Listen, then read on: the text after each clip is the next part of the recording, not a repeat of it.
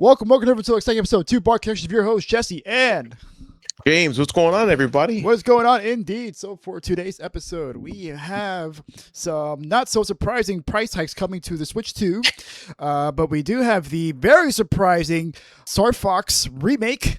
Apparently, Nintendo is reheating the Star Fox 64 nachos again. We also have the surprise departure of Takashi Tezuka, a legendary Nintendo figure. But we also have Bungie, not doing too hot, unsurprisingly, as Sony has listed an impairment loss for them after the not so good run that Marathon has been having. But we do have Sony announcing a IP preservation program, which is pretty cool. We also have some more surprising news with Xbox leadership seeing another reshuffle, as well as Asha Sharma confirming that they will not be developing Copilot for the consoles now. And we also have the unfortunate but also not unexpected layoffs hitting Build a Rocket Board developers of Mind's Eye, which, as you know, is not very good. Before we get into all that, how have you been? Honestly, I started day shift this week. I don't know if I told you, but they have me training now since I took the open heart class at the hospital.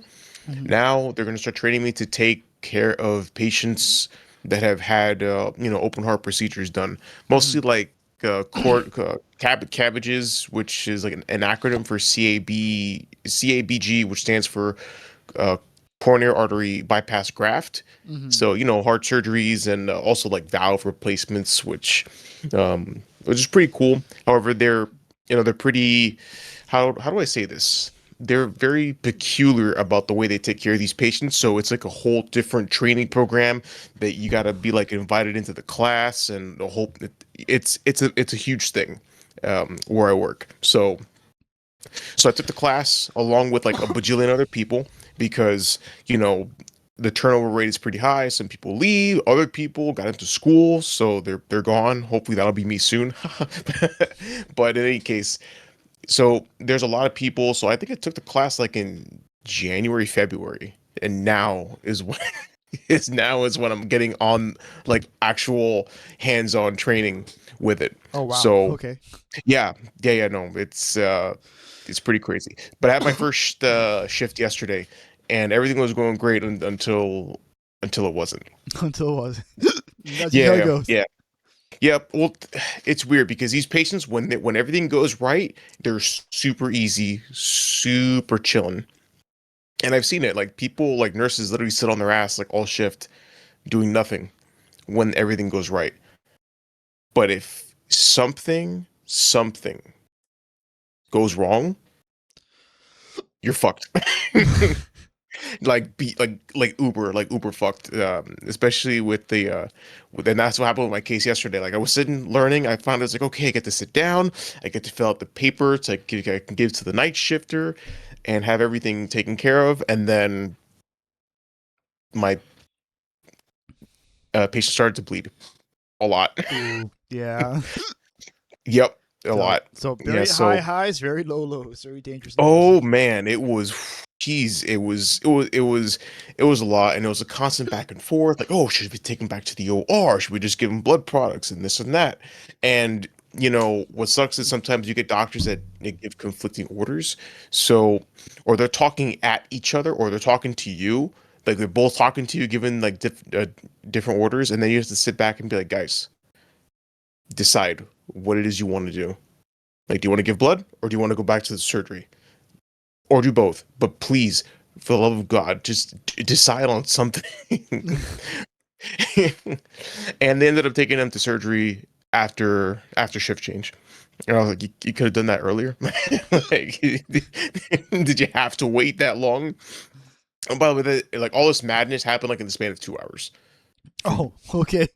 Yeah, from five. Yeah. No, when we first noticed the bleed, me and my preceptor, which she was so great. She like me. She was like chilling up until the doctors started to do their thing, and it's like, oh, you can see on her face she kept her cool, but I saw her like her cheeks were red from like frustration, and I'm like, me too, bro. Me too. Having such a nice day and then Yeah, fuck it man. all up. Yeah, bro. Sad. But you know what? I learned a lot, and I'm really glad because I've, at least me personally, I learn a lot when there's a lot of shit going on because I don't know what it is about the adrenaline or the repetitive actions of doing things that help me with like the algorithm of it. Mhm. So I thought it was an excellent experience. I Oh, I mean, mean, not that I would want it again, but I thought it helped me learn the training a lot. And you know, it was just my first day, and I have about 3 weeks to do this. quite the first day, huh? Oh yeah, quite the first day. And the first week you'll actually have a preceptor, and then the next 2 weeks you'll start taking them on your own, and then they'll put me back to night shift where I'll be on my own and again. Sometimes, if you're lucky, they'll give you one day where you're training with a preceptor, but uh, it's that's not a guarantee. Actually, that happened to one of my friends. His first night, and he got himself a shit show. His first heart on nights that he took by himself, just from the beginning. Also, a patient that was bleeding in the same room too. By the way, in the same fucking room. Like you said, something's going on in that room, man. This guy. Yeah, it's that room. It's got bad juju, and there is such thing as bad juju in the hospital. But he was just replacing blood products all night, and at least they took him to surgery before the shift was over. Granted, it was an hour left in the shift, but at least they took him. They didn't wait as long as they did with mine. So what causes So that? The internal bleeding. so when it comes to open hearts, valve replacements are notorious for bleeding. Like it's it's it's it's honestly crazy. Like 80% of the valves that are done. I mean, I'm not sure how often it is, but every valve, a lot of the valves that I've seen, they usually end up bleeding. Sometimes the bleeding can be stopped with blood products because you know you give blood to replace what you've lost, but you also give plasma and platelets to you know help coagulate and stop said bleeding.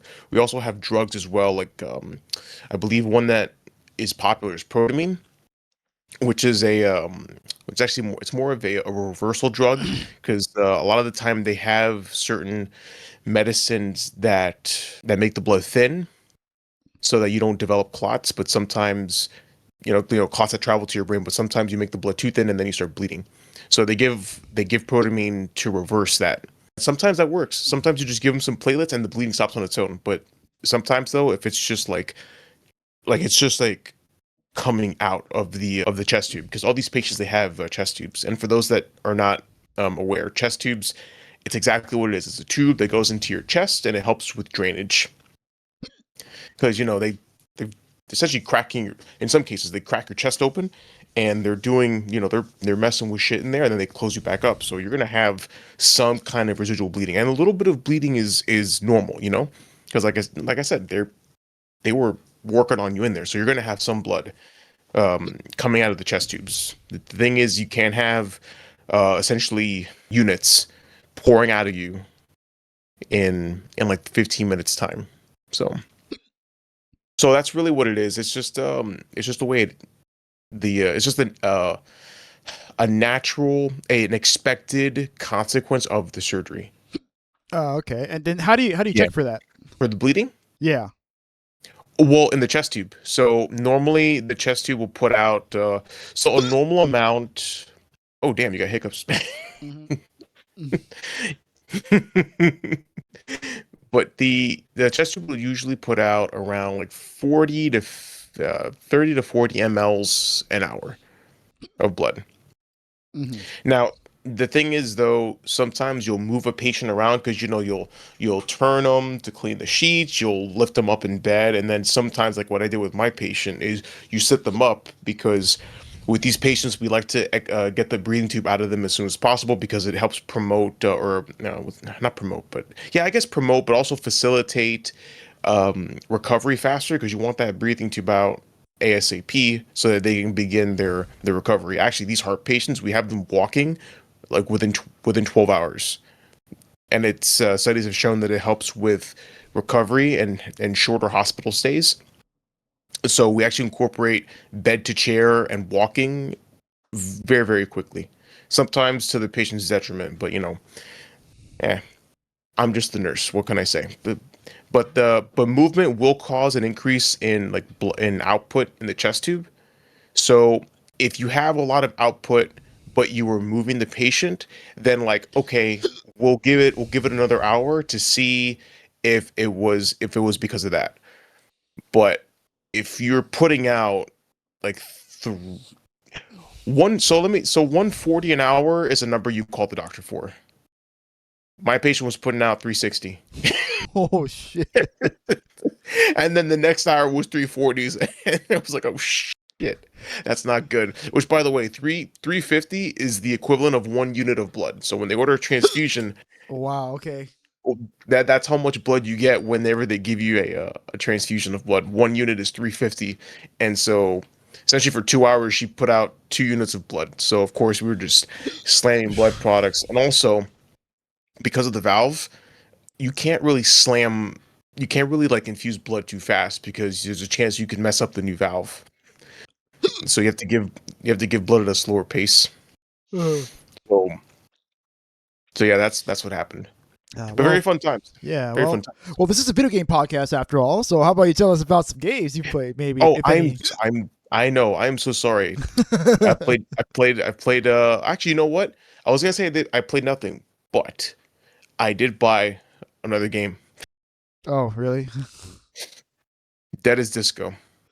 Oh, yes, I did an early access. Yeah, yeah, Yes, yeah, and yeah, and it has co-op. I know. I was just gonna tell you about it. It's super cool. I've seen gameplay of it. Like I've seen dude, streams of it.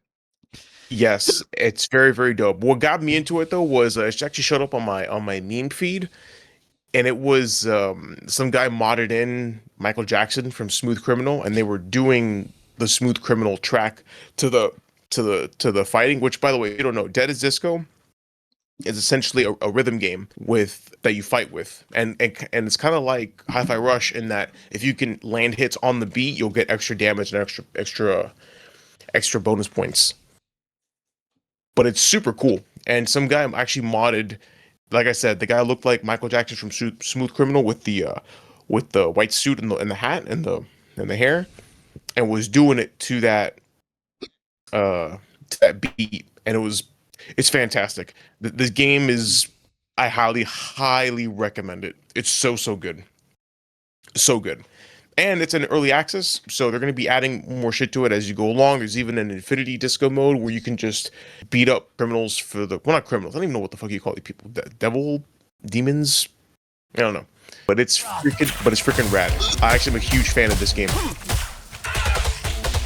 Yes, this is it right here. The one. I mean, I saw people play this level, but Yeah. like the one that like makes such a strong impression is the very first level you play, where you play Maniac.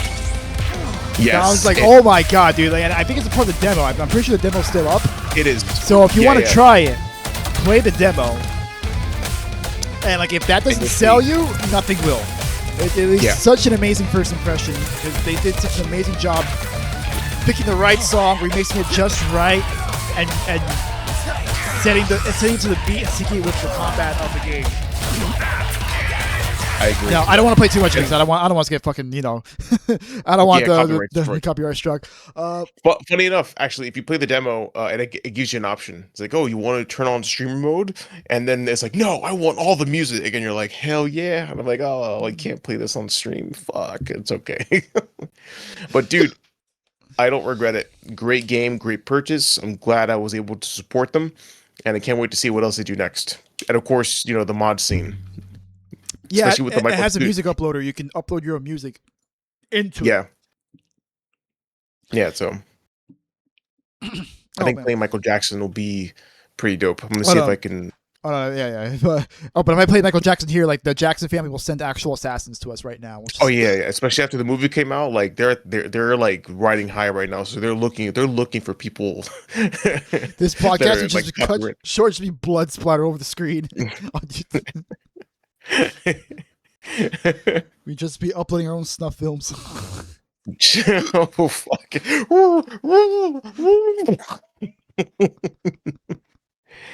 Yeah, but that's really like the only game that I've played because I've been really busy. But how about you, dude? How have And you it's been also doing? been pretty short too. It's only been a week since we recorded our last episode. Really? It's only been a week? Yeah, it's only been a week. Well, since we released it, I think.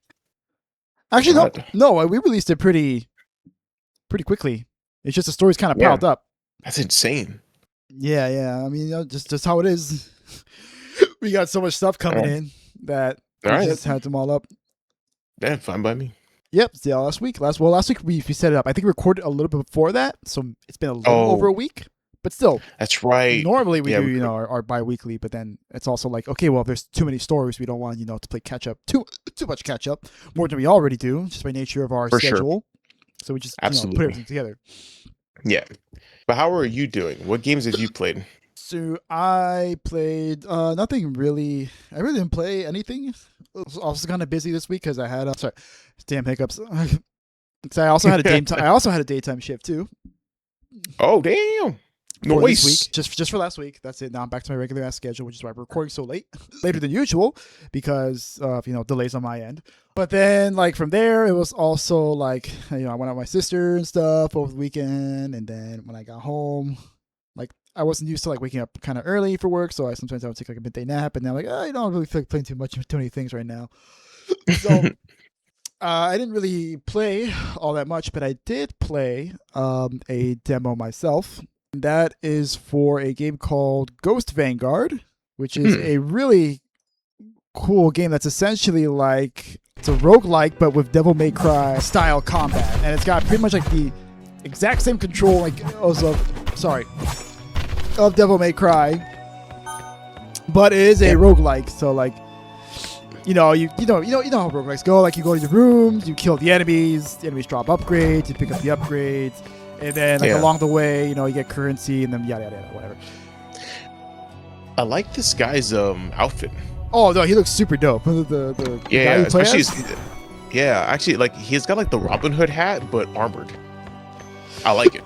He looks super cool. So you can get there's multiple weapons. They only have the basic one-handed sword. There's I think there's dual blades you can get later on in the game. I think there's a great sword you can also get, but it wasn't unlocked in the demo. So it was just the one-handed sword that you can use. It's a pretty short demo. You can probably beat in an hour or so. It's not super long. It only took me 2 tries to beat it. I died in the first run because I just didn't know the boss's moves, so I just died, but then I knew them immediately. So I was oh, okay, I know what to do now. But it's really cool because it has Devil May Cry style combat, but it also has all those roguelike isms in there where they you get power ups and stuff, and it adds a lot of interesting mechanics to the games. One of them is you have things called, or is it EX skills? I think is what they're called, where they're passives that trigger automatically, and one of them is there's these gold rings will spawn behind you, and then every time you attack, it has a chance of hitting the enemy and then inflicting them with the light status ailment, and then if you hit them enough times, they'll explode and launch up in the air, and then you can get more combos that way. So you have all the usual Devil May Cry nuttiness of the combat, at least when you unlock all the moves, because you have pretty much no moves in the beginning, so it's pretty basic. But once you start unlocking more moves, it gets crazier and crazier and crazier. And then once you get the roguelike power-ups, it gets even crazier on top of that with my example with the rings of light and stuff. Then you also get spells and stuff. So you can shoot fireballs and shoot ice tornadoes and stuff that freeze enemies in place. But it was really fun. It felt really good. It's got a really nice visual style to it. As you saw, the guy looks super cool. The character, he doesn't have a name. They didn't give him a name, so I don't know. Just Mr. Ghost Vanguard, John Ghost Vanguard, I guess we can call him. John Vanguard. John Vanguard. But it was really really cool. I can't wait to see what else they do with it, because it's a lot of fun. A lot of fun. Nice. All right, man. So how about we get into some news? Absolutely, let's do it. All right. So for our first order of news, we have some price hikes. Woo! Yay! More price hikes. Don't you love price hikes? I love price hikes. So we have Nintendo Switch 2 has been getting some price hikes that will be taking effect in September. And Nintendo cites that it is due to various changes in market conditions, which always seems to be the go-to reason. And this has resulted in the US, the Switch 2 is going up $50. So it'll be going from for $449.99 to $409.99. And then in Canada, it'll be going from $629.99 US to $679.99. And then Europe, it's going from 469.99 euros to 499.99 euros. And like I said, this is supposed to be taking place in September, but there is murmurs of it happening elsewhere in other regions, as Nintendo kind of hints to. And hey, I wouldn't be surprised if there's more in the future. There probably will be more. This will not. This will definitely not be the last. No, this is not the last. No. God, I hate gaming. I hate this generation. I love being priced out of my hobby. Literally, like one of the few hobbies that I actually care for. Oh my god. Cool. Awesome. Great. Market conditions. It's always market conditions. It's never fuck you, Nintendo. Fuck. It's so unfair. And of course, this also comes after the PlayStation just announced their own price hikes a few weeks back. And Xbox also had their own price hikes a few months back. So now everything is more expensive. We are now, how many years into this generation? 6? We are 6 years into this generation, almost. A few more months will be 6 years official. We're like 5.5. We've only gotten price hikes, dude. Yeah. Freaking blows. No new games. Just more expensive consoles that don't do anything. Except play Call of Duty.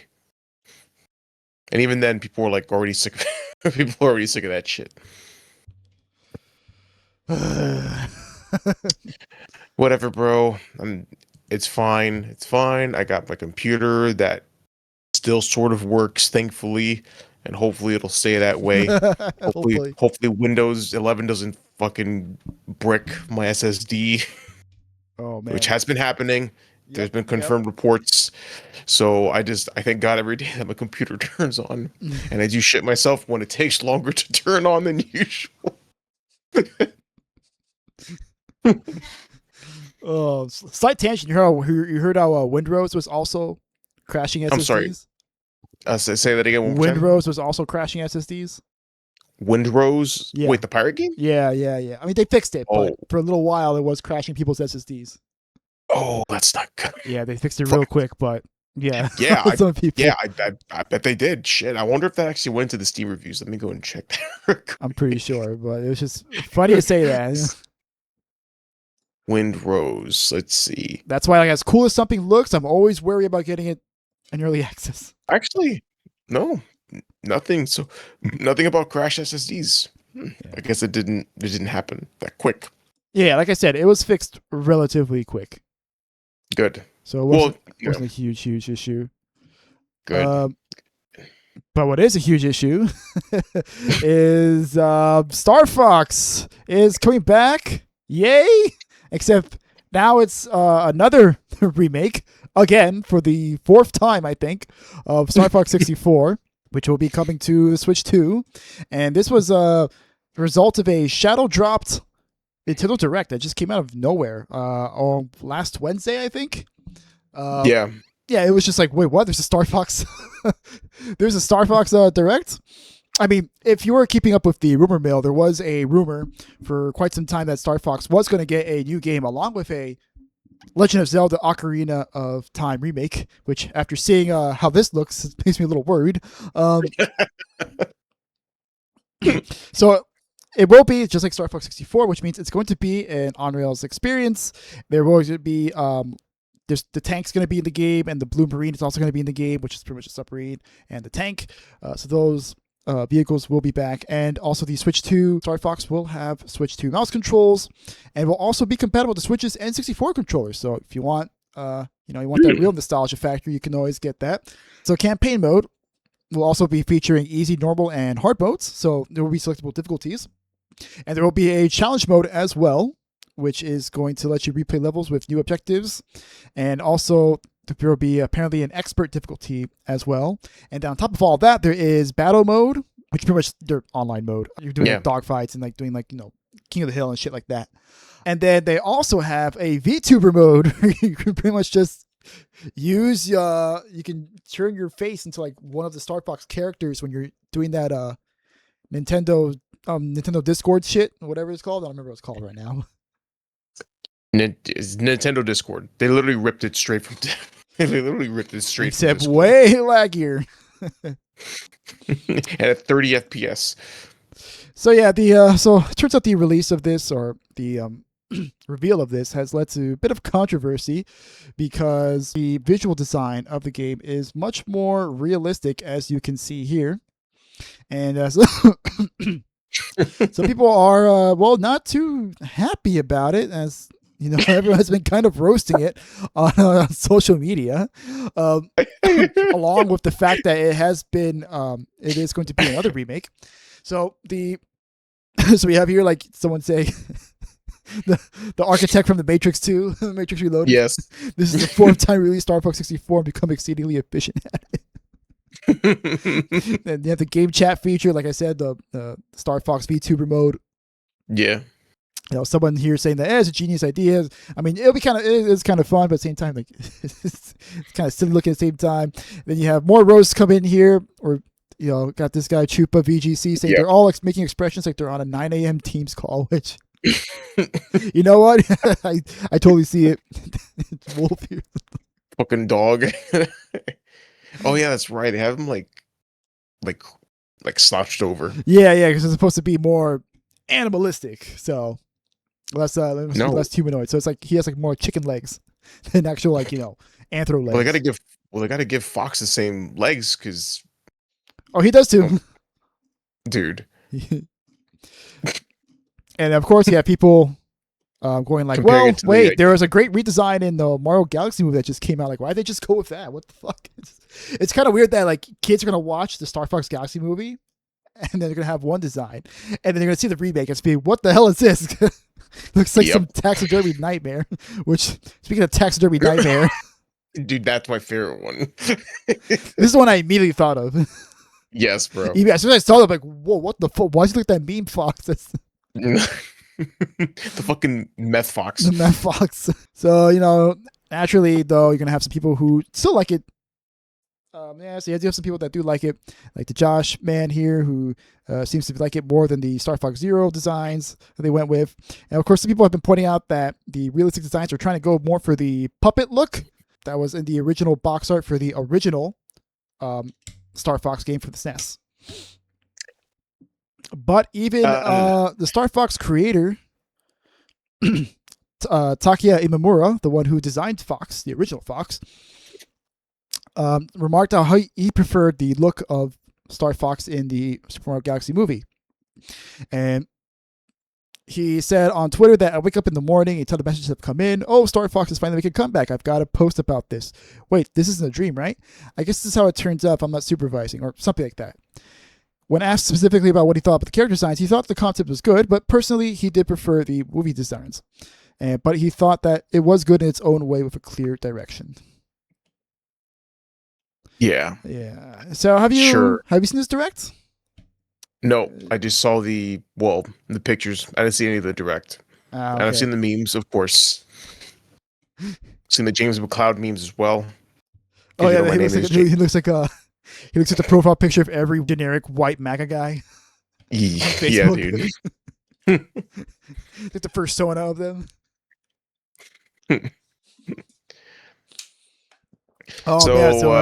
Any thoughts on this? Well, yeah. I just want them to remake Star Fox Adventures. Oh yeah. Okay. It's a fucking trap. Yeah, because I know we talked about this. Off. We talked about this. Off camera. Off camera. But you told me that you played like all the Star Fox games except 64 and the original. Yeah, no, I think the only ones I have played. Yeah. Star Fox. Like I said, Star Fox Command, Adventures. I think you said you played Command for the DS. Yeah, the one for the DS. Then I played Adventure, Assault, which was the one by Rare that was essentially the platformer with no space flying whatsoever, except for like a few bits and pieces. And then Star Fox Assault, which was like a combination of both, land, ground warfare, whatever you want to call it, and flying, which honestly was pretty cool. I actually liked Assault a lot. And then of course I played Command, which was all it was like the original Star Fox gameplay. with you on the R-Wing. Yeah, so you haven't experienced the Star Fox 64, which is a great game, by the way. I fucking love Star Fox 64.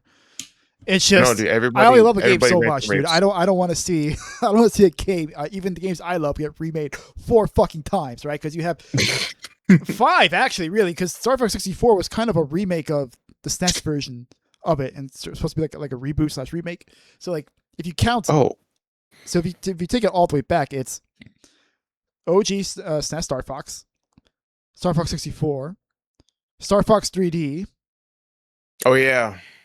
and then wait, I guess it is 4. Yeah, so then this one, yeah, it Okay, so it is 4. is 4. Yeah, I'm guessing the Star Fox 3D that was for the 3DS. Yeah, I guess so. I think it's for I think it's for the 3DS or the DS. I don't Because remember right now. I do vaguely remember that. Yeah. Oh, Star Fox Zero. No, that's right. Star Fox Zero. Star Fox Zero was also a remake of Star Fox 64. Oh, really? Yeah, yeah. Oh, I okay. mean, they added some stuff to it. Like they added like new levels, and they had like the little walking thing. But they also added those absolute shit ass gyro controls where you have to fucking aim with the Wii because they had to just justify the Wii U's functionality, and so they had to compromise the whole game for it, and then made it completely non-optional. You had to do it. Well, that makes sense because they wanted you to use the technology, kind of like in the way that a lot of games had to incorporate like the Wiimote when it first came out. Like remember Twilight Princess? Yeah, and then half the time, You what were you needed- doing? Well, 90% of the time. Yeah. Until well, actually no, not even fucking what's it called? Skyward Sword. They incorporated that even more, where you actually had to like aim your sword or and shit. Yeah, did it for Skyward it- Sword. Yeah, with that extension thing. I don't know what it's called, but it's Yeah, supposed to like increase We the accuracy of the motion. Wii Motion Plus. Wii Motion Plus. think Yeah, I'm I making, think that's what it was. I think I'm making that up, but it's some weirdness like that. They also did it with Red Steel 2. I remember. Red Steel was a great game. Yeah, Actually, but Red Steel 2. Red Steel 2 was the one that used the attachment to it, and everyone was like, "Oh man, this game's like so much better than the first game, especially since it uses the Wii motion, whatever the fuck, right? It's way more accurate, so it feels a lot more better to use." By the way, huge fan of Red Steel. Yeah, I remember you had it. I never beat it though. However, I did cheat like at the in some of the boss fights because there was like a trick where you can just use like a power attack by swinging the nunchuck and the remote to break their sword, and that's how I won every fight. But spoilers, by the way, at some point, like one of your like confidants, whatever, betrays you and takes your sword, and you have to fight them. But he's using your sword, so you couldn't break it. So I was there like trying to cheese it, and I couldn't, so I just gave up.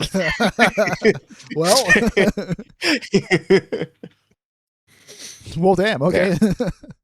What? Yeah. Well. Okay, well, I guess I'm not gonna beat this game. Fuck it. Man, but I really think you should play Star Fox 64. Like, it's such a great game. I mean, you can always get it on educational software. Yes, I can. Well, especially now that there's gyro controls incorporated into the into a lot of these new controllers, especially the Steam controller. So yeah, and it's interesting that they're using difficulties. I wonder why they're doing that, because the difficulties in the Star Fox 64 was that you just, depending on your actions in the stage, it would determine what routes you take, because there was 3 routes. There was the easy route, the normal route, and then the hard route. And then depending on your actions in the stage, like if you complete certain objectives, you would get a different route for it. well, maybe it's because I mean, the way I see it, maybe they just start you off at an already hard level, and then and then that difficulty gets harder. Yeah. I mean, I guess like it's just meant to more so modify the damage of stuff, and like, okay, like things have more health or things do more damage or whatever. Yeah. I just hope it's not just number tweaks. I hope they like change like patterns and stuff, so that way, like, there's a reason to play different difficulty modes, or like bombard you, like have a lot of enemies on screen to make it hard to dodge. Yeah, something like that. Just something just to mix it up outside of just, we're just gonna pump up the numbers now. they just 2-tap you now instead of like 4-tap you or whatever. That's fair. I like that idea. So seems Oh yeah, this was one meme I found on here that was just like, what the fuck? I was just going on my Twitter timeline, like, what the fuck is this? I just saw it, like, what am I looking at here? So people made just before we went to the next story, yeah, someone made a green screen of Fox looking left and right on the VTuber mode, and naturally everyone started making memes of it. So then, here's the one I found that just showed up. I actually got a real kick at it. Like, what the fuck? Okay. Let's unboxing trap. Wait, hold on. Let's unboxing trap. This shit sucks. Let's unboxing trap. This shit sucks. This shit sucks.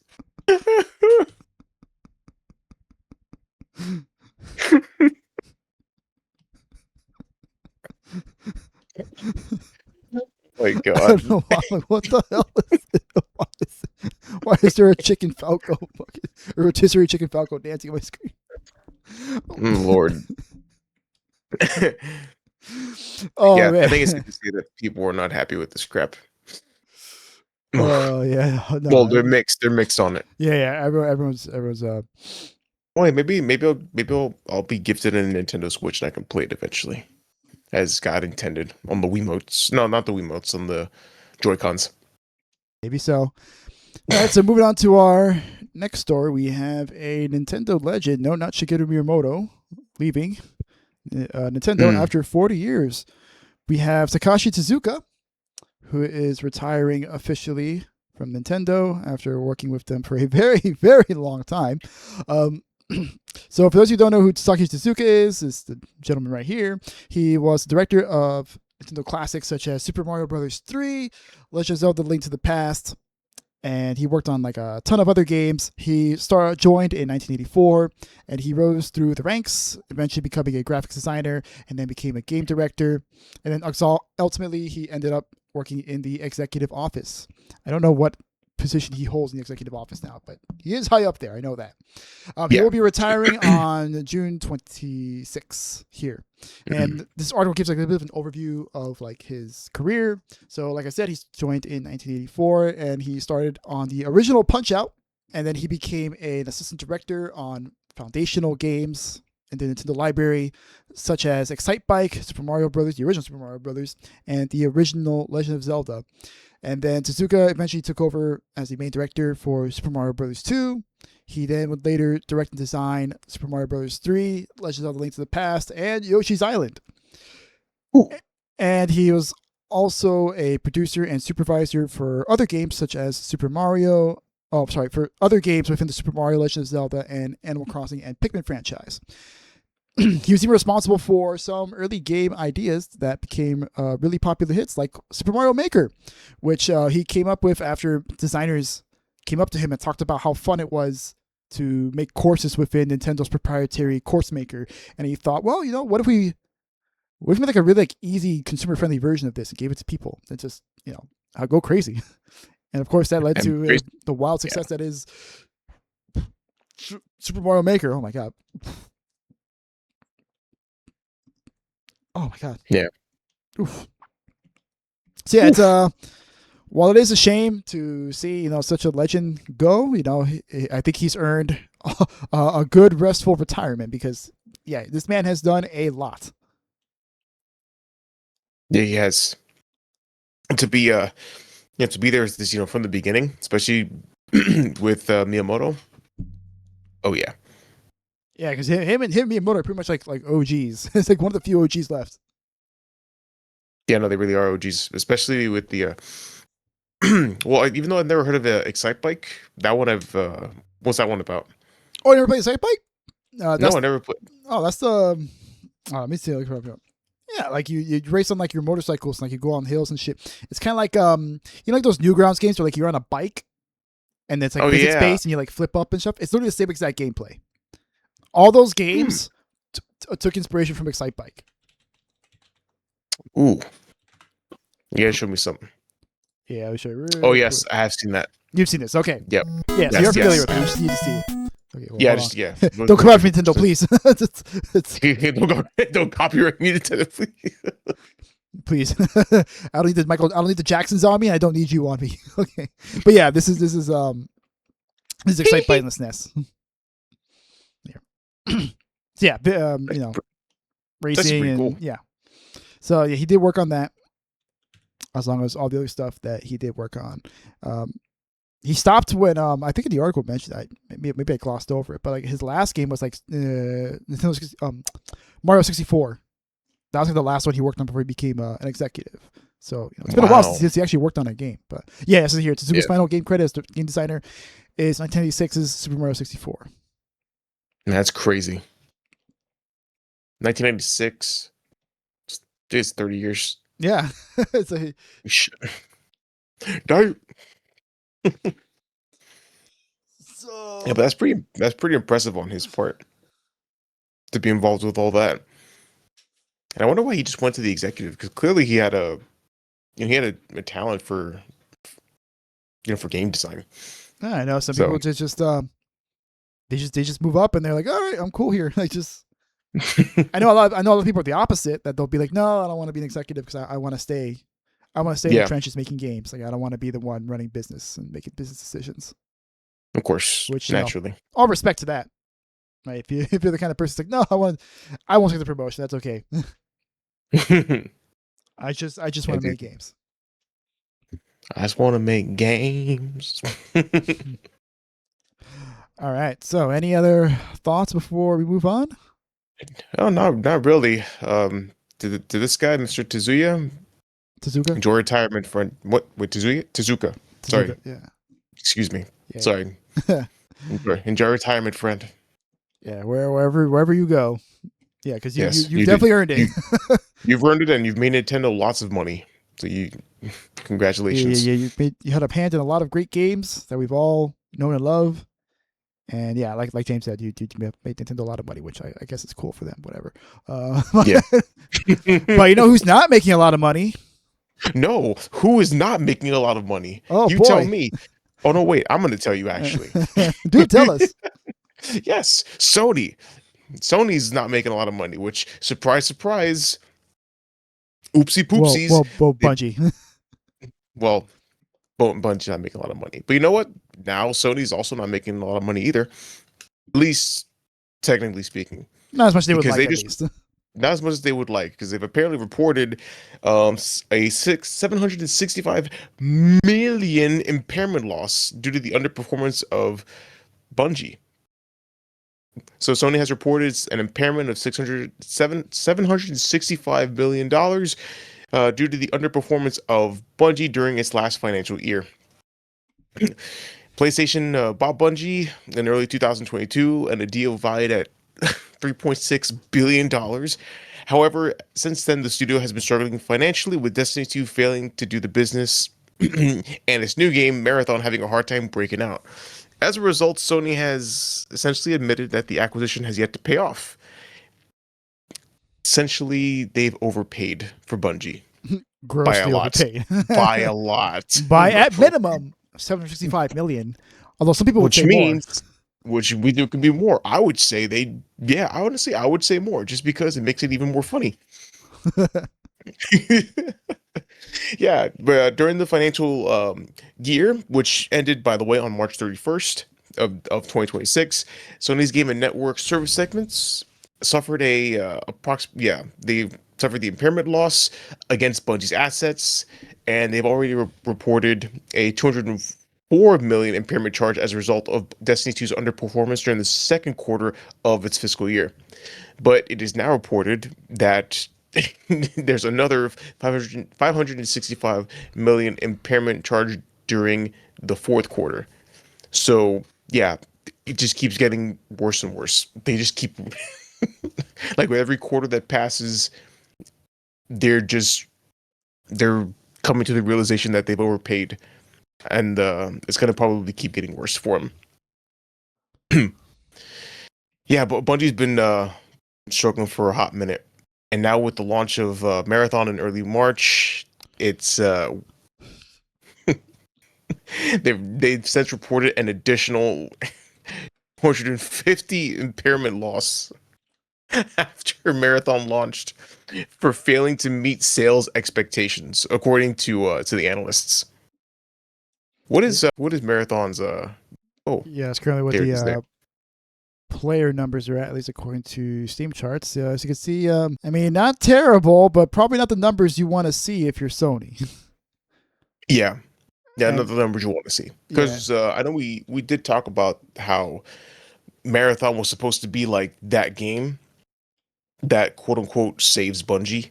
So they were expecting numbers to, be hit out of the park. Yeah, especially when you dump 250 million on a game, which we did talk about. I remember Yes. us discussing Yeah, that and being like, "How the hell did you burn through 250 million dollars working on a extraction shooter with like 4 maps?" The car collection, Jesse. That's what. Yeah, old Pete Parsons got to get his antique cars. He ain't gonna buy themselves. Yep, no, they're not going to buy themselves. So these numbers, although are respectable, they're not nearly enough to what they would have expected, especially, like we said, considering the money that they poured in. Now, again, this is just Steam. We don't know what the numbers are on PlayStation. So, From what I know, I'm pretty sure most of the player base is on Steam. damn, so on PlayStation, it's probably not much better. Yeah, it's probably not much better. Even to the point where a lot of people are calling this Concord 3. Well, I don't know about that. I mean, it's already lasted like 2 months. Yeah, it's true. Because when did Highguard end? A month? A month. No. Yeah, it was like a month. I think we like decided 2 it was months. Yeah, it was like 2 months. Yeah, it was like 2 months. It lasted 2 Concords long. Yeah, that's like 2 or 3 Concords. Yeah, but anyway, so they actually did talk about this. So in an investor Q&A, Sony Chief Financial Officer Lin Tao indicated that the company will indeed stick with Marathon in a bid to grow its user base, saying, quote, "In our studio business, earnings from Bungie's title portfolio did not reach our expectations, so we downwardly revised our business plan and impaired the full amount of the fixed assets related to Bungie except for goodwill." Player reception on Marathon is strong, with the game receiving a Metacritic score of 82 and more than 90% of the player reviews on Steam being positive. I'll have to check that. The engagement metrics, such as retention, also remain at a high level. Going forward, we aim to improve the performance of the game by working to retain highly engaged core users through the introduction of additional content, further improvements in the gameplay experience, and expansion of the user base. So, even though they're reporting an impairment and they're kind of worried about Bungie, they did say that they are going to stick with Marathon and focus on support and content. But we'll see. We'll see what happens, because this is a recipe for layoffs, which was already happened, but I think it's going to happen even more. Yeah, no, most certainly that's going to happen. Yeah, I'm willing to bet on it. In fact, I'll probably lay off people just to save what little money they can, so that they don't axe the studio as a whole. At least not yet. Yeah, there's also this bit down here. Like, while Bungie had dragged Sony's financial performance for the year, sales for the game and network services segment were essentially flat, and operating income was up 12%. Looking ahead, Sony expects its current financial year to end with a flat operating income due to the incorporation of increased investments for the next generation platform. Well, which pretty much means that, yeah, we're spending money so we can get ready for PS6. Yeah. So they can't spend too much money on Bungie and Marathon. So hey, we'll see. I don't know how they're gonna do it, because this is an extraction shooter. Like, it can only really take you so far when you're working within the confines of this genre, because it's for a very particular sort of person. Yes, especially Marathon in particular. Marathon is much more hardcore versus Arc Raiders, which is much more casual friendly, and it's still going pretty strong from what I know. I know last time, like, we checked the player count numbers for Arc Raiders, and they were still pretty good. All things considered. Like, yeah, they had a bit of a drop off, but it was still within, I'd say, like, pretty respectable ranges. Yeah, so it's currently it's sitting at 67,000 players. That's not bad. Not bad at all. And it's been pretty consistent with that. Which is pretty good. I like it. That is pretty good. And we also have some boys hopping on Arc Raiders too. I don't know if you saw that in the Yeah, chat. yeah. I saw. Actually, I'll have to message them to see if we can make some time to play.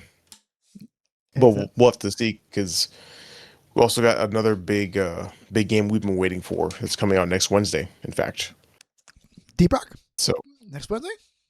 yes, sir. Really? Next Wednesday. Oh wow. Okay, I didn't know it was that Can soon. you I thought it was believe in it? a month. Road Core, just a week away. Just a week away. All right, that's great. Okay, Yeah, yeah, I can't wait for that. yeah. It's gonna be pretty dope. All right, so And yeah. Sony, Sony's not doing too hot with the news, except for this other thing. How about you tell Except us about yes, that? which is pretty actually dope indeed. So even though Sony's essentially burning cash, trying to keep Bungie afloat and justify their purchase, PlayStation is actually entering what they call a brand new era. Thanks to new efforts by Sony, uh, PlayStation Plus subscribers will not only will get access to classic Sony games that they've added to the PS Plus Classics program, which is pretty cool. So now, because Xbox have been getting backward compatibility, and even Nintendo in their online store, if you subscribe to their Nintendo Online, you get access to their the virtual retro console, which I actually got to play some.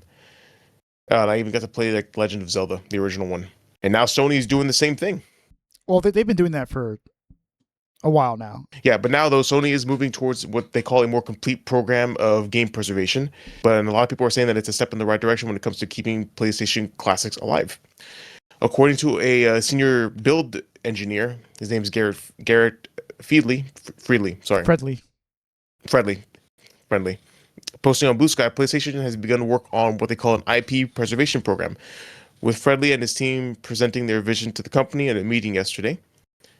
And they spoke to a collective of devs at the Game Developers Conference in March, discussing how his team will be archiving and preserving classic PlayStation games on servers across the globe. The preservation team is mainly focused on archiving development material, saving multiple builds of games, both old and new, in a series of SSD vaults. The builds are then converted to tape backups, which Freely told GDC are stored in what he calls in a literal mine shaft. And these archives go all the way back to 1994 build of the PlayStation 1 RPG Arc the Lad. Never heard of it. Now, it is important to note that this isn't a consumer-facing preservation program. You likely won't ever be able to play any of these secret mineshaft games. The only people who have access to the material are on an IP preservation team, although other PlayStation devs can request access if they need them. So, even though we won't be able to access these games, I think it's pretty cool that they're preserving them. Kind of like in the same way that the Library of Congress stores things in its vaults, certain movies or news articles. I think there's some games too in the Library of Congress, correct? Yeah. Yeah. You could bet like shit like Tetris is in there and stuff.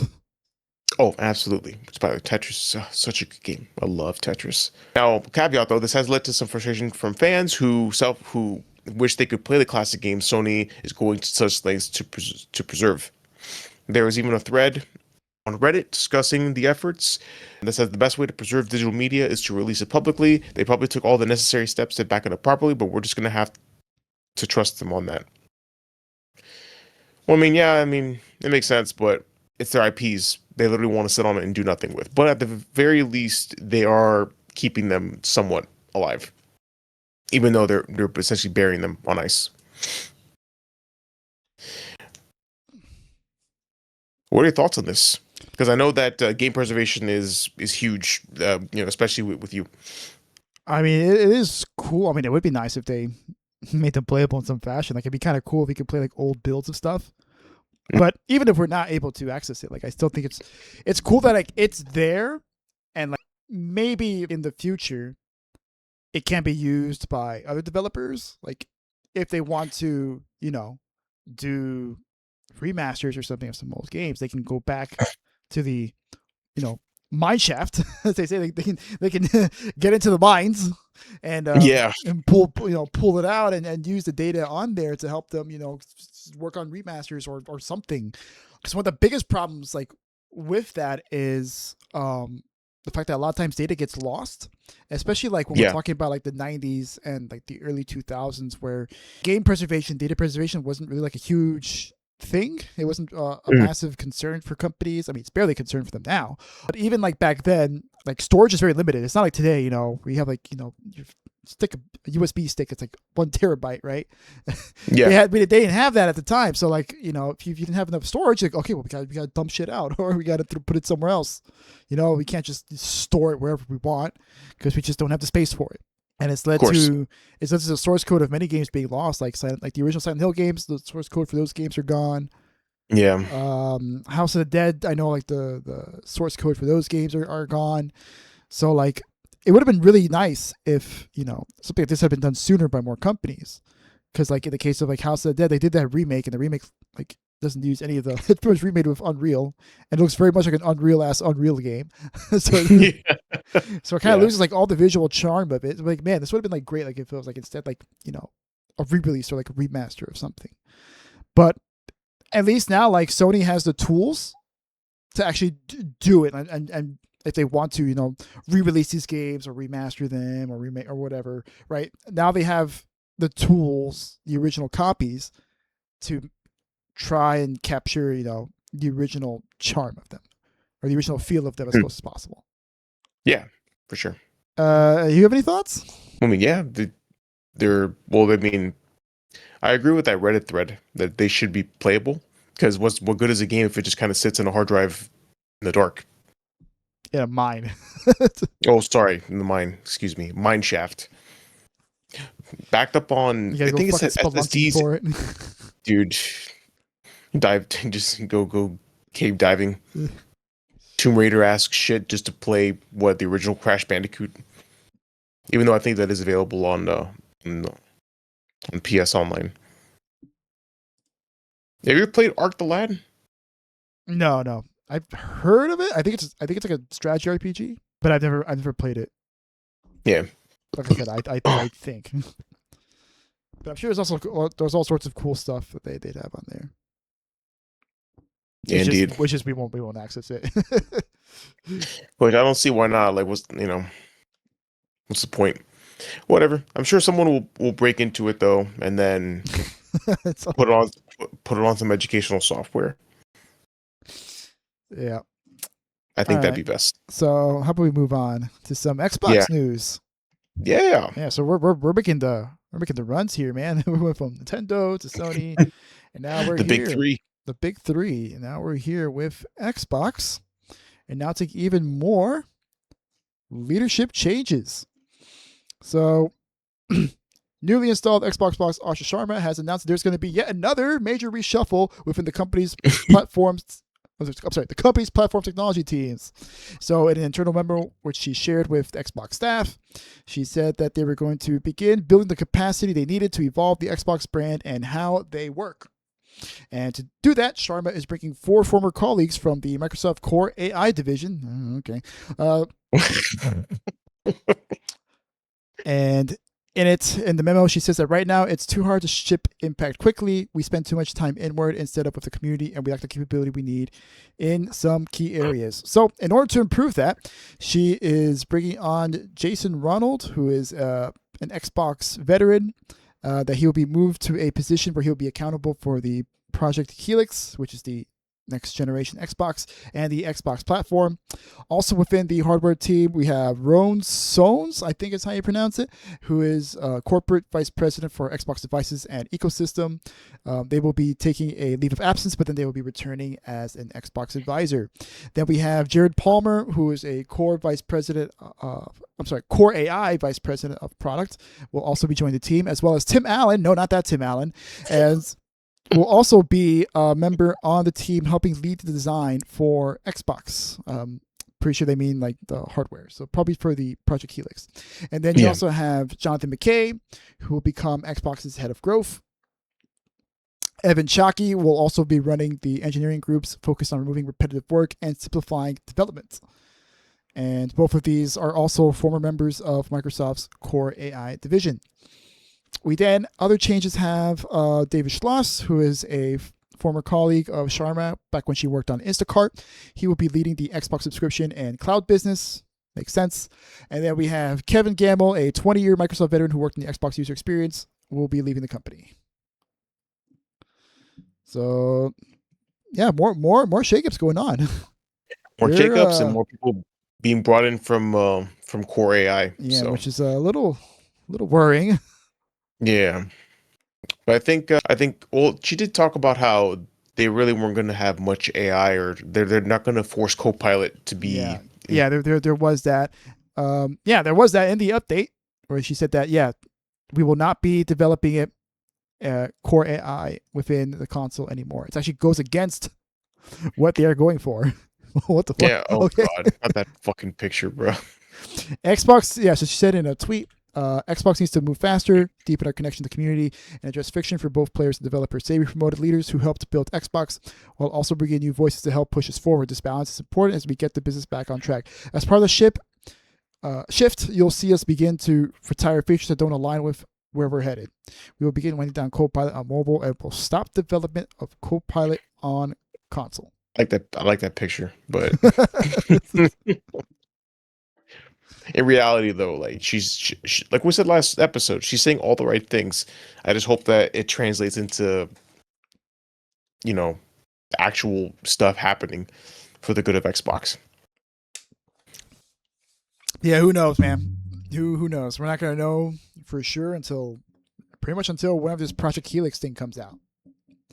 That's when we'll know for sure whether or not she's walking the walk or if she's just talking the talk.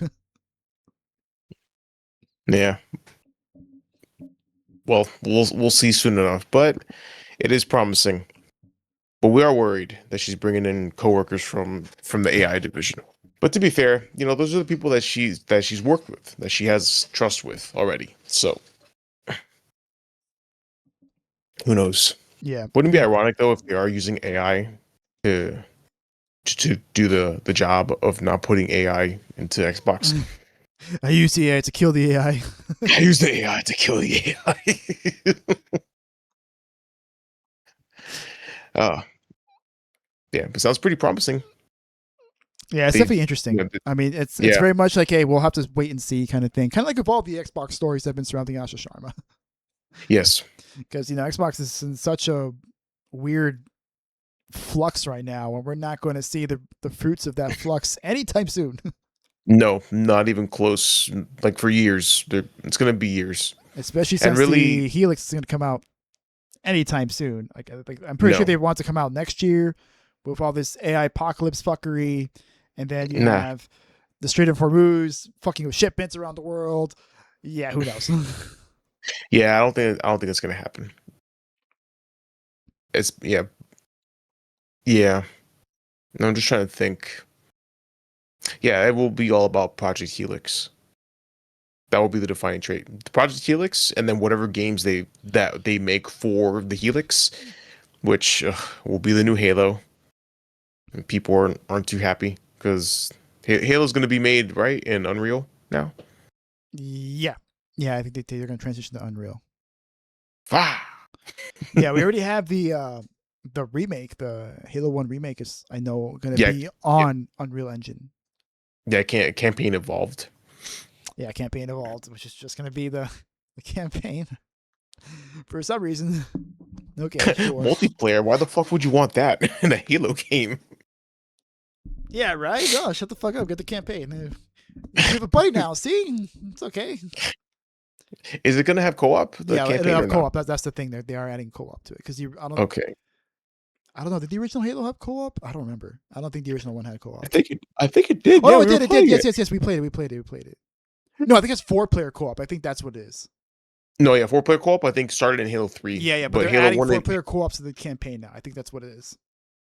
Ooh, that's gonna be fun. So I remember something. They mentioned something that's new outside of just, we're just remaking the campaign again. Yeah. Like, well, we added sprinting too. I think they're like, we're gonna add sprinting to it. upset the Yeah, upset the Halo fans. Halo purists. Nothing triggers Halo fans more than the word sprint. Yeah. All right. So, any other thoughts before we move on? Because it's kind of a whoops. No, we're not there yet. Oh, whoops. Oh no. Yeah. No. That's no. That's pretty much it. We're waiting with bated breath, but we're not holding it. But it'd be cool. It'd be cool if they can bring that picture to life. Have another have another saint in gaming. Lord But Gavin. to be Lord Gavin, well, nothing comes close to Gavin. No, never. No, never. Never. Xbox is trying though, and you know what? They get an A for effort for now. All right, but you know who's not getting an A right now? They're collecting L's, if anything. No, they're collecting Fs, like S big and L's. Fs and Ls. F and Ls is everyone's favorite destroy a rocket franchise here. Build a Rocket Boy lays off even more people. And this comes right after a week after the release of their well, quote anticipated DLC called Blacklisted. PC Gamer using that word very loosely. Yes, very, very loosely. However, they have said that reports say that it is unquote ungodly. It is utterly god awful. A week after release, it looks like the layoff hammer has fallen again on the studio, and they have reported more layoffs. The layoffs were reported on both LinkedIn and in the Mind's Eye Discord, where 3 members of the community shared that they too have been laid off. These messages in particular are touching.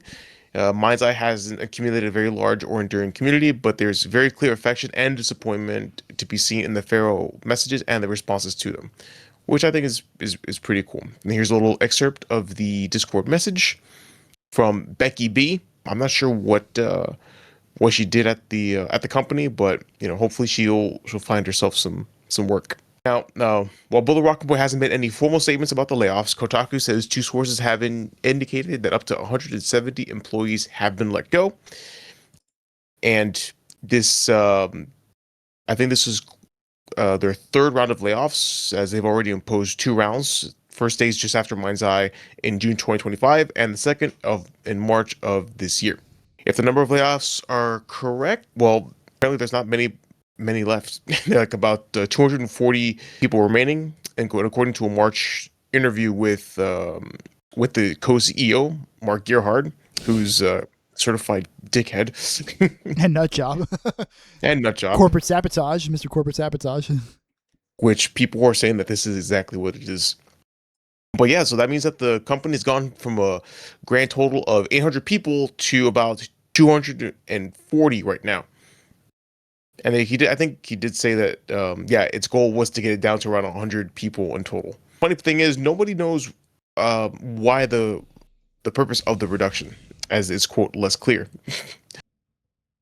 Mind's Eye is a bad game, and Build a Rocket Boy is committed to a turnaround, but they keep laying people off, so nobody knows what the fuck is going on with this game.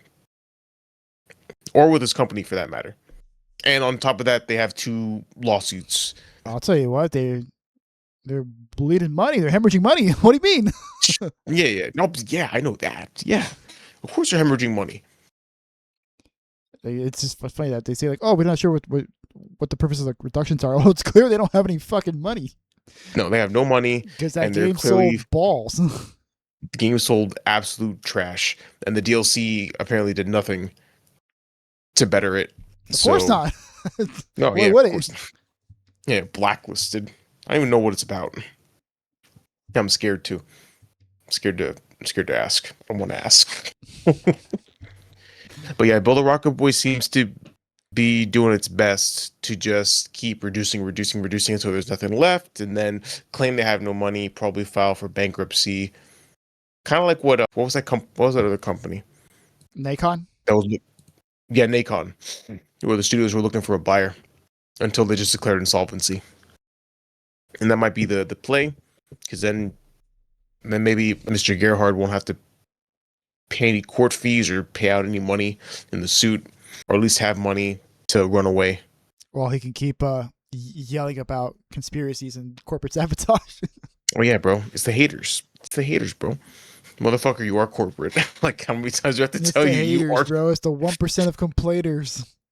Yeah, 1% of complainers. It's the 1%. It's the corporate. It's like, Binga, you are corporate. You're the CEO. Well, I think he meant 1% co-CEO. of complainers is what he meant. Like 1% of people 1% of people who play is complaining. Oh my god.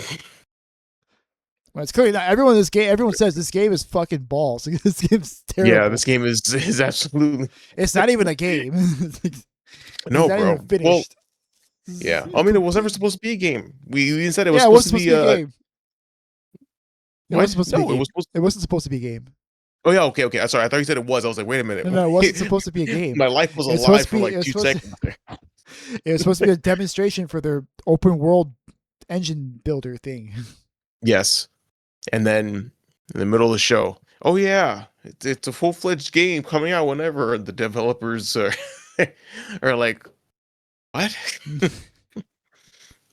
The fuck you mean? Yeah, absolute insanity going on over at Build a Rocket Boy. I mean, That build a rocket boy. They've become kind of friends But of the hey, they're- podcast at this point. This is what their third episode showing up, I think. Yeah, it is. Who knows what they'll do in a week? Well, I don't I know. can't wait. Yeah, well, it'll be 2 weeks because we'll be busy playing Deep Rock Galactic. Yeah, hopefully nothing too big will come up too soon. Yeah, imagine I want to play Deep Rock. Yeah, dude, I want to play the new Deep Rock too. It's been so long, and I'm actually excited for the roguelike elements in it. So, I wonder how hard it's gonna be. It's probably gonna be like uber difficult, like Hazard 5, 24/7. Hazard 7. Hazard 7. We so hard we skipped 6. We just went straight to 7. Yeah, All right, man. yeah. How about you sign us off? All right, my friend. Sounds good. Alrighty. Thank you so much for watching this episode of the Two Bar Connection. We really appreciate you guys giving our episode a watch. Please subscribe to the channel if you haven't already.